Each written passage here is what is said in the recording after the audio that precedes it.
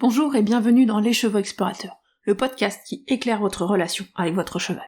Ensemble, nous allons explorer les notions d'autonomie, de lien, de mouvement et bien d'autres encore.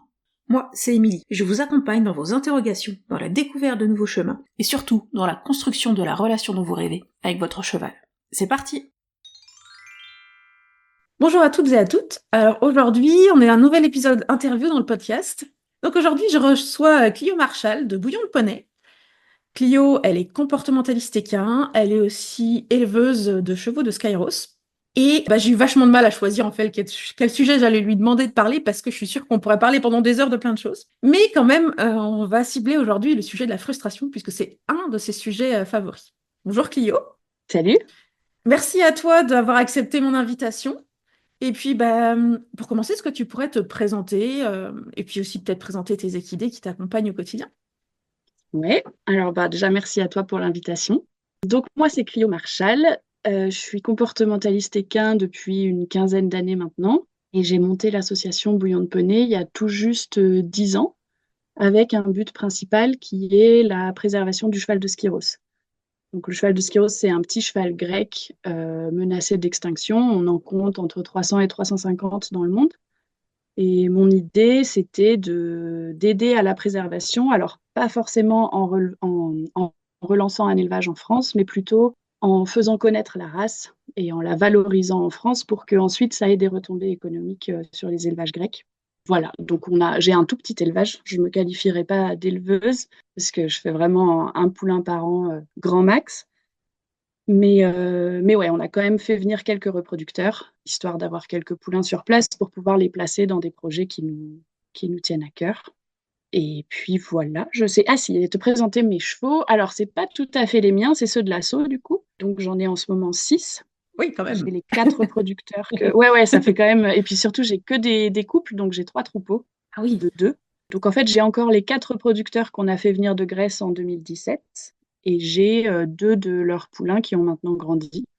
Et il me reste un entier. Donc j'ai 3 mâles et 3 juments, et 2 hongres et un entier parmi les 3 mâles. D'accord. Voilà. Et tous les poulains ont été placés dans des projets principalement en médiation animale. Il y en a un qui est parti pour le maraîchage.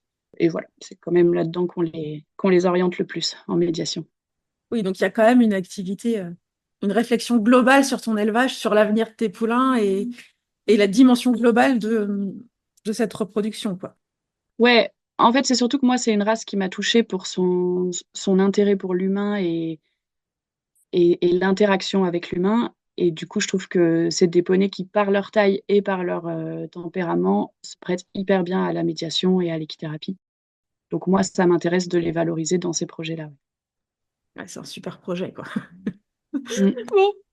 Bon, c'est pas de ça qu'on va parler aujourd'hui. J'avais dit ça faisait partie des sujets que j'adorerais échanger avec toi. Je suis sûre que tu as plein de choses à nous raconter. Bon, on en parlera forcément parce que c'est eux qui m'ont amené sur la voie de la frustration. Donc, Voilà. Ça tombe bien, c'était ma prochaine question, c'est qu'est-ce qui t'a fait à t'intéresser à la question de la frustration? Comment tu es arrivé à dire c'est un sujet important et j'ai envie de le creuser? alors, je dirais que c'est directement lié à ce qui m'a fait m'intéresser au R+. Parce que moi, j'ai commencé dans le renforcement négatif de façon très classique avec les méthodes Parelli et autres chuchoteurs du genre. Et j'étais assez sceptique sur le R+. Alors, pour retracer un peu, surtout parce que donc, j'ai un copain qui a fait une thèse, alors ça n'a rien à voir, il a fait une thèse en biologie et il a beaucoup étudié le conditionnement classique et l'impact du conditionnement classique sur la décharge de dopamine. Parce que lui, il en faisait des Mhm. liens avec la maladie de Parkinson. Mais en tout cas, on parlait de ça et moi, c'est à l'époque où je commençais à lire un peu des choses sur le R+, par une collègue qui en faisait avec son chien et qui trouvait ça super, et qui me disait qu'on charge le clicker et ensuite le clicker suffit. Et il n'y a plus besoin de renforçateur. Ah oui. Et ça, moi, ça m'a vachement questionné parce que mon copain qui avait vachement étudié le truc me disait complètement l'inverse, c'est que en fait, le renforçateur est toujours capital après le marqueur, même une fois que l'association est parfaitement bien faite. Ouais. Donc ça, c'est un truc qui me questionnait vachement. Je me demandais comment on peut promouvoir le R+, et vendre le fait qu'une fois que le clicker est chargé, on arrête de donner de la nourriture. Et l'autre chose qui me questionnait vachement, c'est qu'en fait, moi, tous les chevaux que j'ai récupérés à l'époque qui avaient fait du R+, ils étaient extrêmement frustrés, ils avaient beaucoup de comportements agressifs, ils devenaient hystériques dès qu'ils voyaient de la nourriture. Et je me disais, je comprends pas pourquoi une méthode qui est censée être si positive et allant dans le bien-être du cheval les transforme en dragon, quoi. Donc, et clairement, bah ouais. Et clairement, il y a un problème quand il y a ça. C'est pas ce qu'on veut. Et du coup, je pense que je me suis un peu lancée dans le R+, par orgueil et par curiosité. Par orgueil, parce que je me suis dit, je vais leur prouver qu'ils ont tous tort et que ça marche pas. Et par curiosité, parce que je suis quand même tombée sur des gens qui expliquaaient que, en fait, on n'enlève jamais la nourriture après le clic et que la frustration n'est pas une nécessité de le R+.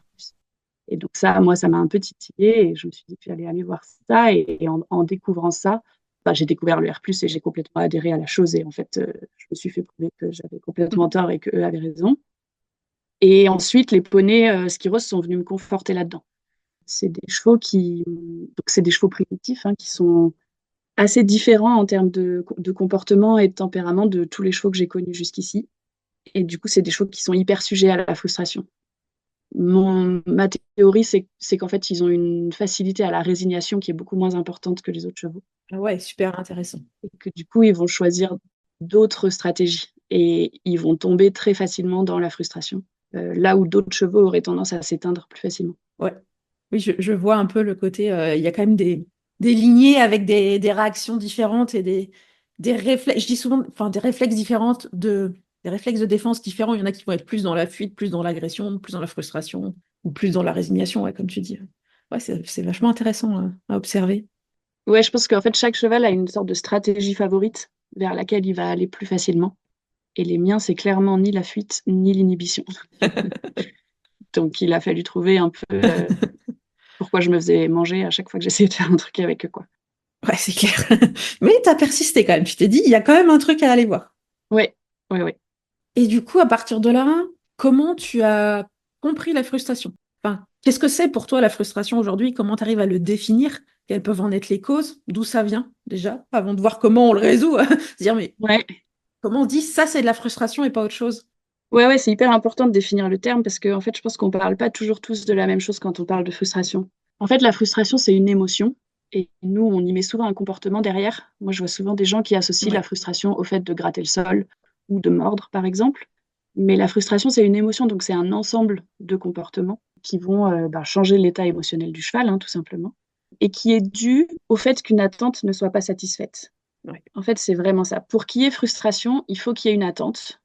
Donc, il faut qu'il y ait eu un conditionnement préalable, volontaire ou involontaire. Mais il faut que deux choses aient été associées, ou alors qu'un renforçateur ait été associé à un contexte.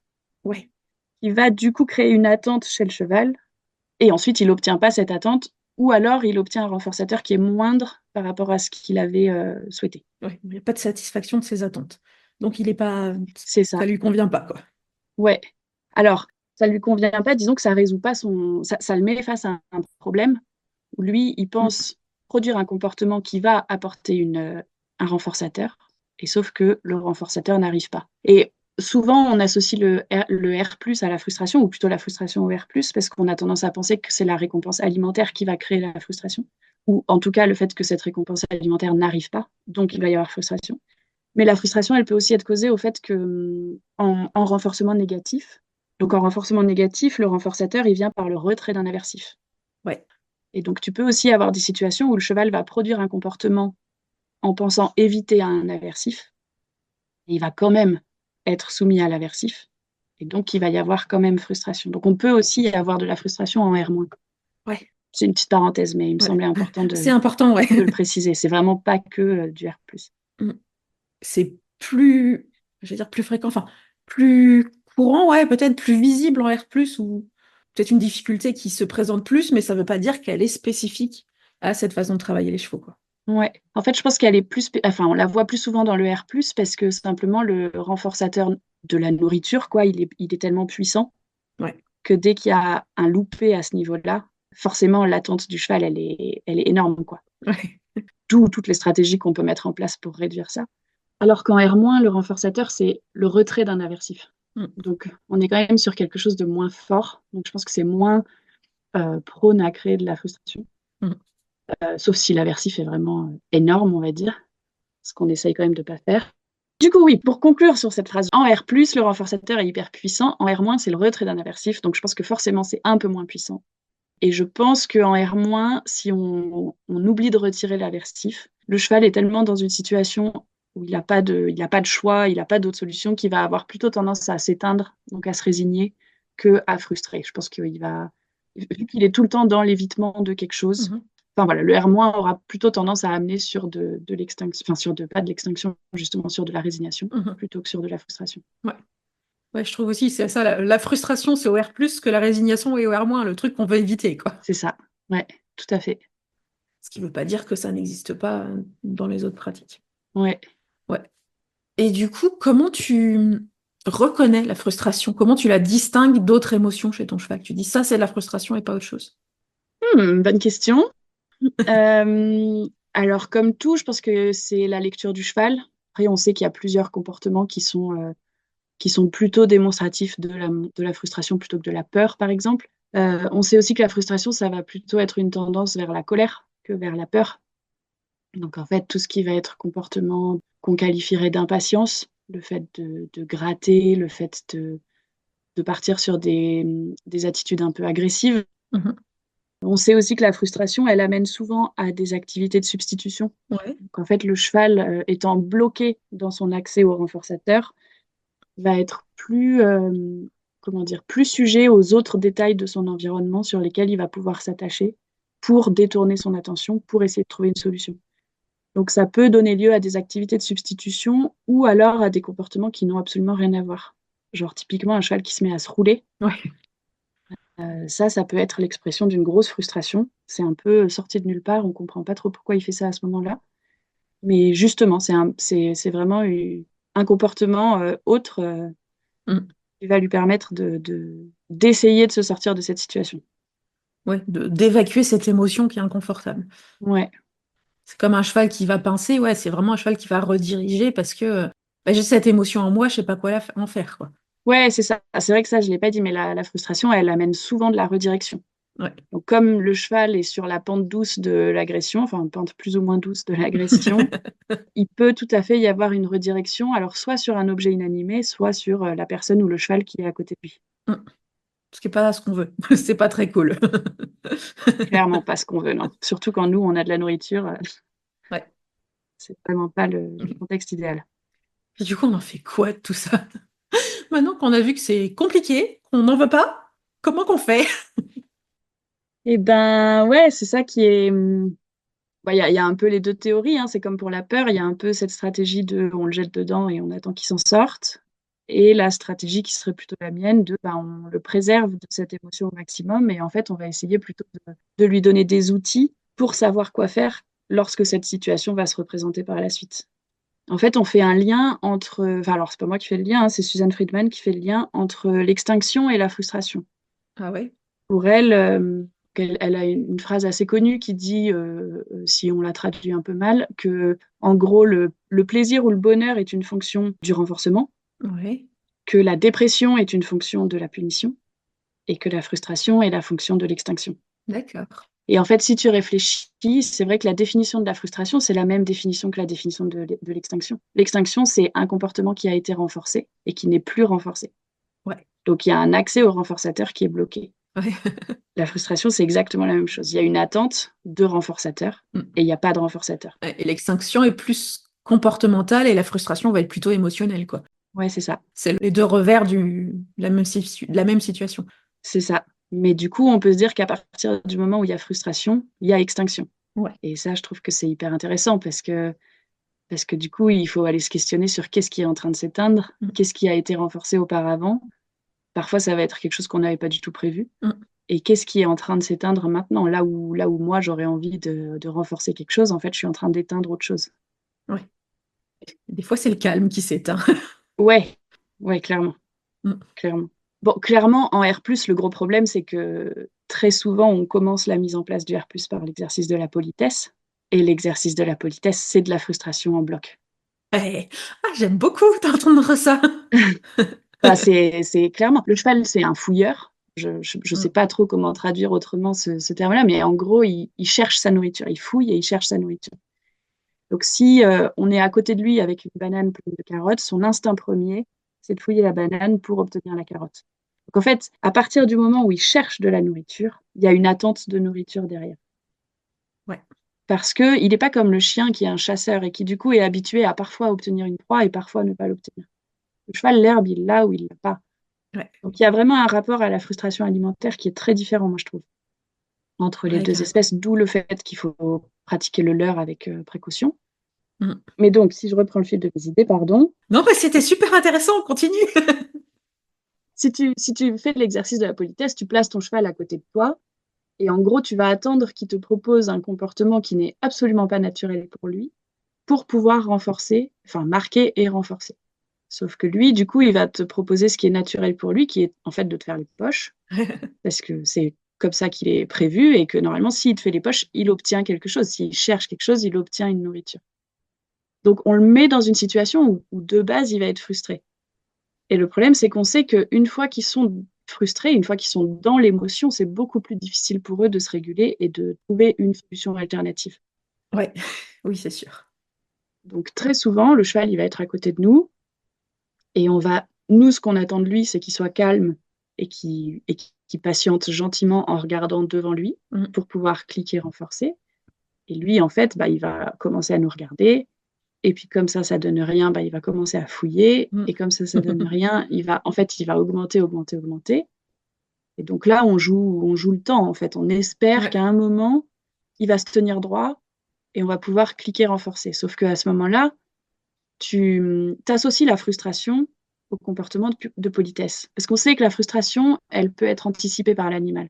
Donc, s'il a l'habitude que son attente soit supérieure à ce qu'il va recevoir, en fait, l'animal va avoir une frustration anticipée, ça s'appelle. Donc, il va associer la frustration à ce comportement ou à cette situation. Ah ouais, j'avais pas le concept, mais moi je le vois très bien. Ah, j'ai First, j'ai un de mes chevaux, c'est celui avec lequel j'ai vraiment des difficultés de frustration. Alors, on a fait énormément de progrès, mais il y a des choses qui restent, et je le vois notamment dans la politesse. Il fait le comportement de la politesse.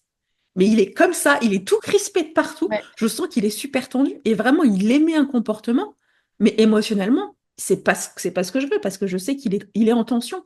Et c'est ce que tu dis, c'est vrai, ce côté-là, c'est ça. il anticipe que il faut que je le fasse parce que je veux la bouffe, mais en fait, on sent que c'est pas confortable pour lui, quoi. En fait, souvent, quand on fait l'exercice de la politesse, on fait du R+, au sens strict du terme, c'est-à-dire qu'on renforce un comportement qui est de se tenir droit à côté de nous, Ouais, sans réfléchir à l'émotion qui se passe derrière. ouais. Et le R+, sans prendre en compte l'émotion, c'est comme le R- sans Mm. prendre en compte l'émotion, c'est hyper dangereux et c'est hyper délétère pour le cheval, quoi. Mm. Et donc, obtenir un cheval immobile, c'est vraiment pas la fin du monde, c'est assez simple.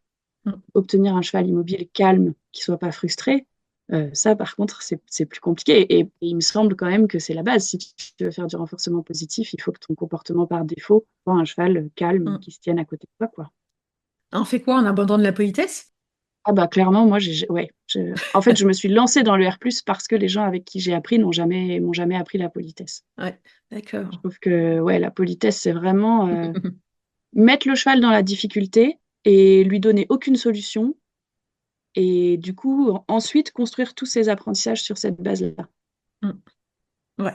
Donc, en fait, un cheval où, à partir du moment où on va se mettre en position pour travailler en R+, il va être frustré. Mm. La frustration fait partie du travail, quoi. Ah ouais. Bah, tu vois, moi, je suis en pleine déconstruction de cet exercice de la politesse parce que moi, je l'ai appris au départ. Ouais. Et il m'a fallu vraiment du temps pour me dire, mais en fait, ça va pas, il y a un truc qui va pas là-dedans. Mm, Et si tu cherches, tout le monde travaille comme ça, enfin tout le monde. Vraiment, c'est vraiment le premier truc qu'on t'apprend quand on parle de R+, mm, que ce soit dans le monde francophone ou dans le monde anglophone, c'est faut apprendre la politesse. Alors on l'appelle la statue, la politesse, enfin, on lui donne plein de noms, mais ce comportement d'immobilité. Et c'est rare d'entendre des gens dire, mais en fait, bah non, c'est ce qui pose problème. Donc je trouve ça intéressant que tu le mettes en avant parce que c'est aujourd'hui où j'en suis moi. Et par contre, j'ai aussi eu beaucoup de mal à en sortir parce que du coup, je suis encore en train de me dire, mais comment je fais sans finalement? Et ben ouais, et puis surtout maintenant, ton code, il est empoisonné. Ouais. Ton marqueur, il est associé à la frustration. Donc, il y a aussi Mm. ce truc-là de maintenant, il faut Ouais. décontextualiser, éventuellement changer de Mm. marqueur et réapprendre au cheval qu'en fait, il peut faire du R+, sans être Ouais. frustré, quoi. Et ça, c'est forcément toujours un peu plus long que quand on arrive à partir sur des bonnes bases dès le début. C'est ça. Moi, je suis en plein dedans. En gros, l'idée, c'est que tu vas plutôt apprendre au cheval, comment dire, pour faire du R+, tu as besoin d'associer le marqueur à une récompense, à une Mm. arrivée de renforçateur et Ouais. donc de nourriture.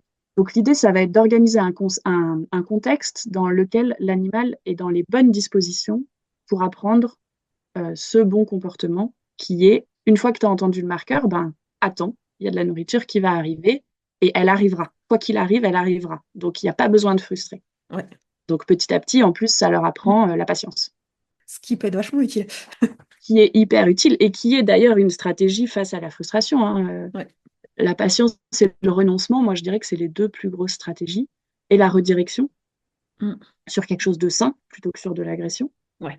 On va dire que c'est les trois stratégies principales que du coup tu veux apprendre à ton cheval. Et pour moi, le fait de coder le clicker, c'est l'occasion de lui apprendre ces stratégies-là. Mm. Donc en fait, moi, le clicker, je le code alors que mon cheval est sur un tas de foin, Mm. en contact protégé. Et je vais simplement attendre qu'il soit détendu. Donc ça va être assez facile puisqu'il est en train de manger son foin. Je veux dire, Oui. je lui demande pas d'être immobile, ce qui est quand même assez pas naturel pour lui, et surtout inoccupé. Le cheval, il passe 16 heures de sa journée à manger. C'est quand même beaucoup plus simple si je le mets sur de la nourriture Mm. que si je lui demande d'attendre, quoi. Ouais, c'est ça, c'est ce côté inoccupé de l'immobilité. J'aime beaucoup ce mot. Et ouais, On lui demande de ne rien faire, mais en fait, c'est tellement beaucoup de choses ne rien faire pour un cheval, quoi. et ben c'est ça. En fait, ça va s'apprendre progressivement avec le temps. Parce que c'est sûr que à terme, tu veux que ton comportement par défaut, ça soit ça. Ça soit se tenir à côté de toi Mm. en attendant de voir ce que tu vas lui proposer, en gros. Ouais, Mais ça se construit, ça s'apprend sur la durée. C'est pas quelque chose que le cheval va comprendre de lui-même parce que c'est complètement pas naturel pour lui, quoi. c'est clair. Du coup, l'idée, c'est de le mettre sur un tas de foin, d'attendre qu'il soit en train de manger son foin tranquillement. Et à ce moment-là, tu vas commencer à cliquer et renforcer. Mm. Et donc, lui qui est dans une situation où tous ses besoins sont déjà comblés, il a simplement un petit bonus. C'est cool. Surtout que moi, j'ai tendance à bosser au clicker avec des bouchons de foin ou avec de la luzerne réhydratée ou en tout cas avec un aliment qui va provoquer de la mastication et qui va avoir une faible teneur en sucre et pas forcément beaucoup plus appétant que du foin. Mm. En fait, on dit souvent qu'on va essayer de travailler avec le renforçateur le moins puissant possible pour pouvoir garder les renforçateurs hyper puissants les jours où on en a vraiment besoin. Ouais. Ben moi, j'en suis là en ce moment, hein. Carrément, je suis descendue aux fibres de foin, du foin en fibres courtes. C'est un peu plus intéressant que le foin qu'ils ont tous les jours, mais ça reste de faible valeur. Et je sens que ça aide quand même sur ce côté émotionnel, de la frustration, quoi. Et ça a moins de valeur encore que les bouchons de foin. Et oui, Mine de rien, les bouchons de foin, je me disais, ah, c'est bien et tout. Et en fait, ça a encore de la valeur pour eux, je trouve. ouais. Bah après, ça va vachement dépendre des chevaux. Ouais. Il faut essayer plein de choses et il faut. Parce qu'il y en a avec qui, même la carotte, ça va pas être si intéressant que ça. Ouais, c'est clair. Après, moi, ce que je trouve intéressant à bosser avec un aliment peu appétant, c'est que ça va réduire les risques de conflit de motivation. Mm. Rapidement, en tout cas, le conflit de motivation, c'est ce qui se passe quand il y a deux Mm. motivations contraires qui s'opposent. Enfin, en tout cas, en R+, c'est la situation qu'on va rencontrer le plus. Donc, par exemple, l'animal me trouve aversif, mais il a envie de venir prendre son bouchon de foin ou sa carotte. Mm.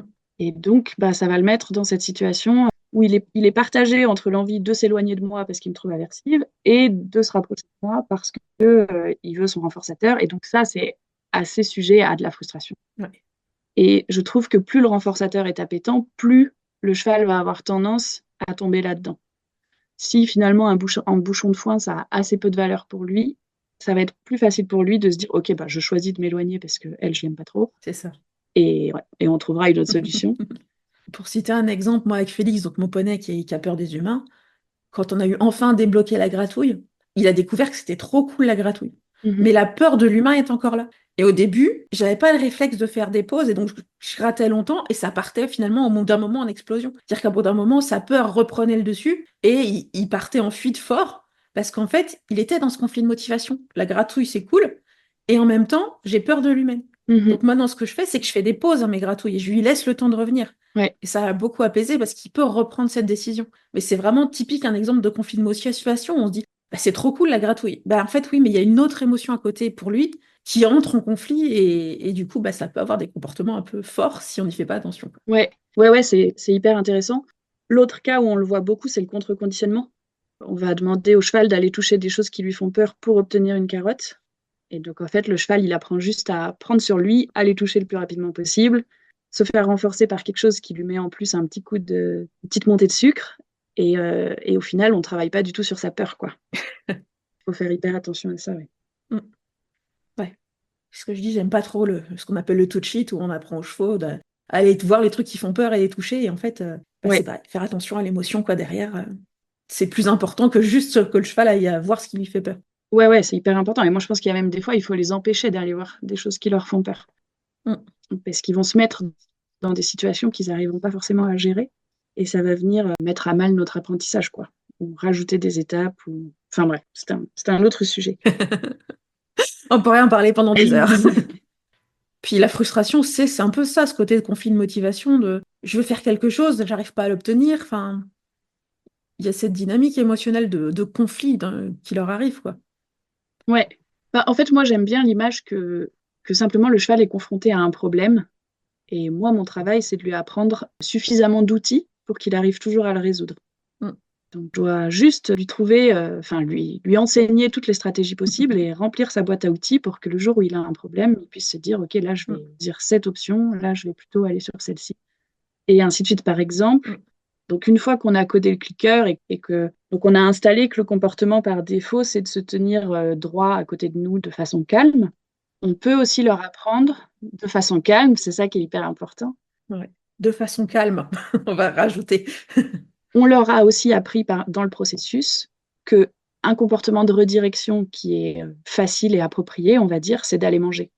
Parce qu'en fait, durant tout le processus Ouais. où tu codes le clicker, tu associes le marqueur au renforçateur, ton cheval, il a un tas de foin devant lui. Donc, s'il a une difficulté, en général, son Mm. premier réflexe, ça va être d'aller brouter, enfin d'aller manger son foin. Et si tu arrives à renforcer ça Ouais. et à lui montrer que c'est une bonne stratégie de dire, en fait, quand tu es en difficulté, va manger, Ouais. et ben petit à petit, il va choper ce truc-là. Mm. Et moi, je le vois avec Echo, quand je le perds, Mm. par exemple, on travaille sur la cible, et je commence à discriminer le fait que je veux pas qu'il touche toutes les cibles, je veux qu'il touche seulement les cibles que moi je lui ai montrées. Ouais. Donc prenons cet exemple, c'est un exercice qui est relativement Mm. technique parce que pour le cheval, la cible, elle est devenue annonciatrice d'un clic et d'une Mm. récompense, et d'un coup, je rajoute un critère qui est non, la cible que je te montre, ce qui veut dire que les autres cibles ne le sont pas. Donc si moi, j'ai pas suffisamment découpé mon apprentissage ou si je suis allée un peu trop vite dans comment j'ai mis en place ma séance, ou s'il y a un événement extérieur ou simplement lui qui est un peu mal du nez ou j'en sais Mm. rien. Bref, quelque chose qui fait qu'il a du mal à comprendre, il va aller toucher une cible, il s'attend à un clic et une récompense et il obtient rien, forcément il va frustrer. Ouais. Et en fait, moi, ce petit laps de temps où il commence à se dire, tiens, là j'ai un problème, j'ai touché la cible et j'ai pas eu de récompense, j'ai besoin qu'il soit capable de se dire, ok, j'ai un problème, je vais manger. Ouais. Je vais faire autre chose, c'est bon, je vais vers le truc. C'est ça. J'ai une autre solution Ouais. pour obtenir un renforçateur. C'est Ouais. surtout ça, en fait. C'est mon renforçateur, quand je touche la cible, n'est pas venu. C'est pas grave. Mm. J'ai une autre solution pour l'obtenir. Et donc, systématiquement, maintenant, Echo, quand je le perds, il va aller brouter. Et je vais renforcer ça. Mm. Et ensuite, on est reparti. Moi, ça me laisse le temps de m'organiser. Et lui, ça lui permet d'avoir un comportement qui va l'aider à s'apaiser plutôt que Mm. de monter en frustration et tomber dans l'agressivité. Puis ça montre aussi où tu ramènes le cheval à être actif, à prendre des décisions et pas être seulement dans l'attente de ce que toi tu vas lui proposer, mais il est capable de trouver de lui-même sa solution pour obtenir ce dont il avait besoin, quoi, qui était le fait de manger. Ouais. Ouais, ouais, sachant qu'après, l'herbe est forcément moins appétante que ce que je lui avais promis. Mm. Mais en tout cas, il sait que l'herbe va lui amener un renforçateur, elle aussi, quoi. C'est ça aussi, hein, c'est que souvent, moi, quand j'entends il faut les confronter à la frustration pour qu'ils apprennent à la gérer. Une fois qu'ils sont confrontés à la frustration, ils apprennent plus grand-chose. On Mm. sait que les mécanismes physiologiques dus à la frustration sont après les mêmes que ceux dus à la peur. Mm. Donc, en fait, le cerveau du cheval est plus ou moins bloqué, entre guillemets, dans le sens où la mémoire fonctionne moins bien, il est en alerte sur plein de petites choses, il est plutôt régi par ses émotions que par sa réflexion cognitive. Ouais. Et donc, il va avoir beaucoup plus de mal à analyser les problèmes et prendre les bonnes Mm. décisions. Donc, nous, notre travail, c'est de capter ce petit moment où il se retrouve confronté à un problème et de lui dire, bah voilà, en fait, là, maintenant, voilà toutes les solutions que tu as Ouais. avant de tomber dans la frustration. Pour que le jour où ça lui arrive vraiment, où il se retrouve, parce qu'il va se retrouver confronté à de la frustration, il n'a pas besoin de nous pour ça. Ça arrive, ça fait partie de la vie, quoi. Et bah, bien sûr, mais au moins, il aura tous ses outils. Et donc, peut-être que ça va lui arriver de moins en moins. Ouais. Et donc, ça sera de moins en moins sa solution de sortie. Ouais. Et tu vois, j'avais quand même, dans mes questions que je voulais te poser, c'était est-ce qu'il faut éviter, selon toi, toute forme de frustration? Et pourquoi? Et finalement, tu es en train un peu d'y répondre, de dire pour moi, c'est l'idée, c'est qu'on va pas volontairement provoquer de la frustration qu'il ne soit pas capable de gérer. Et par contre, on va l'aider à avoir les outils pour gérer quand la vie va le confronter à de la frustration qui est inévitable. C'est ça, la vie ou mes erreurs. Oui. Parce qu'en fait, il y a forcément des fois où mon plan d'entraînement, il va foirer. Je vais aller un peu trop vite ou je vais me perdre dans Ouais. ce que je lui demande. Et donc, je vais le mettre face à cette situation. Ouais, c'est normal. On est humaine, quoi. Mais bien sûr, ça Mm. c'est évidemment. Mais j'ai tendance à dire que moi, c'est une émotion à laquelle je veux jamais m'associer. Mm. Donc, je vais pas la prévoir dans mes plans d'entraînement. Je vais jamais me dire, là, aujourd'hui, il faut que je l'entraîne pour la frustration. Mm. C'est quelque chose que j'évite quoi qu'il arrive. Ouais. Et en fait, de temps en temps, malgré moi, je vais y être confrontée. Et à ce moment-là, ben, j'espère que je lui aurai bien Ouais. donné tous les outils pour y faire face. Et sinon, ben, je ferai appel à des solutions pansement et je m'en sortirai comme je peux, sans le laisser s'enfoncer dans l'émotion, quoi. Et puis tu retravailleras derrière parce que tu auras identifié qu'il y a un problème là-dessus, quoi. Exactement. Ouais. Et du coup, tu disais au début que c'est tes chevaux de Skyros qui t'ont confronté à cette frustration. Comment tu les vois aujourd'hui vis-à-vis de cette frustration? Est-ce qu'ils sont capables de gérer? Comment ce que tu as mis en place a un effet aujourd'hui? Comment ça a influencé leur évolution par rapport à cette dynamique de frustration, du coup? Bah, c'est hyper chouette parce que c'est quelque chose que j'ai principalement travaillé avec Echo. Et Echo, c'est mon jeune entier, qui est plus si jeune d'ailleurs. C'est à la lettre française ou pas? Non, non, Echo, il a 8 ans cette année. D'accord. Non, je pense pas qu'il soit à la lettre. Non, c'est 10 ans. Euh, Mon ouais. F, il a 9 ans, donc, enfin, mes F ont Ah 9 ouais. ans. Donc, voilà. Non, lui, il est pas à la lettre. Mais donc lui, ouais, il a un rapport à l'agressivité en fait assez fort. Il est très agressif avec ses congénères, il est très agressif avec les juments quand il les rencontre. Ouais. Et dès qu'il y avait un souci avec l'humain, pareil, il tombait dans l'agression. Alors lui, ça passait par la morsure, principalement. Faire, c'était pareil. Et entier Ouais. aussi, d'ailleurs, on pourrait peut-être discuter de ce sujet-là, mais... Ah ouais, bah ouais, je pense qu'il y a quand même un petit lien, hein, Mm. Bon, bref. Voilà. J'avais dit qu'on avait plein de sujets qu'on pouvait aborder. C'est vrai. Si vous voulez d'autres épisodes avec Clio, dites-le moi. Dites-le nous en commentaire, en message. Voilà. Je vais prendre un abonnement. Mais en tout cas, c'est Ouais. hyper intéressant parce qu'aujourd'hui, moi, je le vois dans nos séances, il y a quasiment plus d'agression, sauf quand vraiment j'ai hyper mal géré mon truc. Ouais. Il se redirige automatiquement sur de l'herbe ou sur de la nourriture. Et du coup, je le vois aussi dans son rapport aux autres. Ouais. J'ai fait tout un travail de le présenter à des juments principalement. Pour l'instant, avec des mâles, j'essaye pas, mais j'avais besoin de le changer de troupeau, donc de lui présenter une nouvelle jument. On l'a fait extrêmement progressivement, en longe, et en fait, à chaque fois qu'il commençait à se faire dépasser par ses émotions, enfin même avant, donc au premier signe, Mm. c'est-à-dire en gros quand il commençait à la regarder, quoi, je l'invitais à se rediriger sur de l'herbe. Mm. Ou si ça fonctionnait pas, avec des bouchons de foin ou autre chose pour augmenter un peu Mm. la valeur de l'herbe. Jusqu'à ce qu'en fait, il arrive à la rencontrer vraiment et maintenant il vit avec elle. Mais ce que je trouve hyper intéressant, c'est que quand l'autre jour, par exemple, elle était en chaleur, donc c'était assez compliqué pour lui, il était assez excité. Et une fois qu'elle l'a envoyé bouler, ça, pour lui, c'est vraiment hyper compliqué. Et ben, il s'est redirigé sur l'herbe. Mm. Et je l'ai vu faire de lui-même. Ouais. Et donc, enfin, ça, pour moi, c'est une immense fierté, quoi. C'est que j'ai réussi à lui procurer un outil en plus pour que dans des situations comme ça qui vont arriver avec Cosmo, il ait une porte de sortie qui soit du coup vachement plus sympa pour Cosmo, parce que ça évite qu'il l'embête. Cosmo, c'est la jument qui est avec lui. Cosmo, c'est la jument qui est avec lui, ouais, pardon. Et beaucoup plus agréable pour lui, parce que plutôt que de grimper dans sa frustration, il va s'apaiser Mm. sur de l'herbe et derrière, il passe à autre chose, quoi. Mm. Ouais, c'est ça. Donc, c'est des outils qui finalement lui servent dans sa vie sans toi, quoi. Ouais, bah c'est des sortes de compétences de vie, quoi. Moi, je trouve, enfin, c'est vraiment comment réguler ses émotions et comment s'autogérer, c'est hyper important. C'est clair. On va arriver doucement vers la fin de cet épisode. On a déjà plein de choses intéressantes. Est-ce que tu as envie de rajouter quelque chose au sujet de la frustration de manière globale? Est-ce qu'il y a quelque chose que tu avais envie de rappeler, de dire qu'est-ce qui est important pour toi? Oh là là, ce serait hyper dur. Je vais repartir pour un quart d'heure. Mais non, je pense que ce qui est important, c'est de se dire que quand il y a frustration, il faut prendre 5 minutes et réfléchir. Mm. Qu'est-ce qui cause cette frustration? Surtout, quel est le renforçateur qui est bloqué? Ouais. À quoi est-ce que le cheval veut avoir accès et qu'il ne peut pas avoir?